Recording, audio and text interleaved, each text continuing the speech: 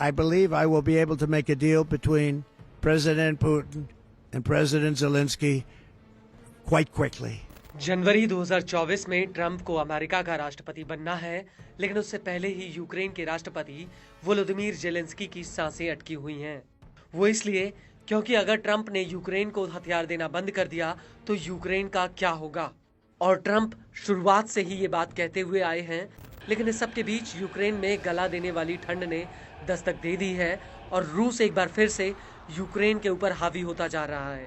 वो इसलिए क्योंकि अब पुतिन को लगता है कि युद्ध में यूक्रेन को ज्यादा दिन तक अमेरिका का सपोर्ट नहीं मिलेगा और अब इसी मौके का फायदा उठाते हुए पुतिन यूक्रेन की राजधानी कीव पर कब्जा करने की फिराक में है।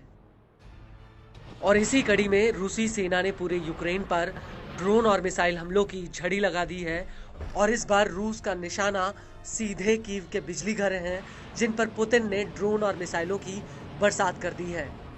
इसको लेकर न्यूज एजेंसी रॉयटर्स ने यूक्रेन के ऊर्जा मंत्री जर्मन गलुशेंको के हवाले से कहा है कि दुश्मन का आतंक लगातार जारी है। एक बार फिर से पूरे यूक्रेन का ऊर्जा क्षेत्र हमलों की चपेट में है। रॉयटर्स के मुताबिक इस साल रूस ने पूरे यूक्रेन के बिजली घरों पर 11 बार हमले किए हैं, जिससे पूरे देश में बड़े पैमाने पर नुकसान भी हुआ और लंबे वक्त तक बिजली भी गुल रही। और अब 13 दिसंबर 2024 को इस हमले की वजह से यूक्रेन में बिजली के इस्तेमाल पर अतिरिक्त पाबंदियां लगा दी गई हैं। यूक्रेन की बिजली कंपनी यूक्रेनगो ने इस बात की जानकारी दी है। रॉयटर्स का कहना है कि पूरे यूक्रेन में हवाई हमलों की चेतावनी दी गई। वहीं स्थानीय निकायों का कहना है कि ओडेसा के अलावा दक्षिणी इलाकों में कई धमाके की आवाज सुनी गई और कीव की स्थानीय संस्थाओं का भी कहना है कि एयर डिफेंस सिस्टम काम कर रहे हैं। वहीं रूसी हमलों को देखकर यूक्रेन के विदेश मंत्री आंद्री सिबिहा ने सहयोगियों से और ज्यादा एयर डिफेंस सिस्टम भेजने की गुहार लगाई है।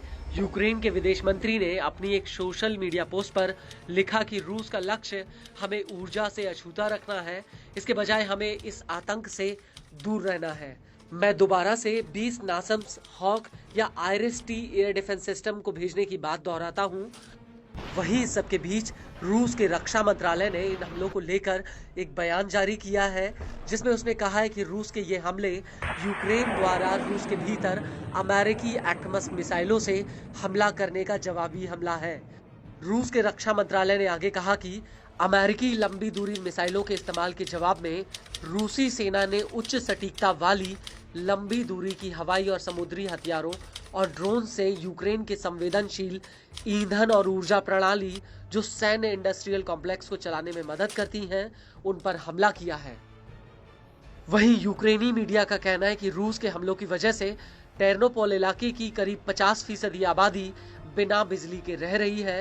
रूस के हमलों को लेकर द की पोस्ट का कहना है कि रूस ने यूक्रेन पर हमले में शहीद ड्रोन इस्तेमाल किए हैं। इसके अलावा पुतिन की सेना ने MiG-31K जेट से यूक्रेन पर किंजल मिसाइलें भी दागी हैं। यह मिसाइलें पश्चिमी यूक्रेन में आकर गिरी हैं।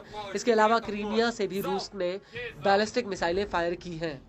आपको बता दें कि रूस ने ऐसा ही हमला 28 नवंबर 2024 को भी किया था।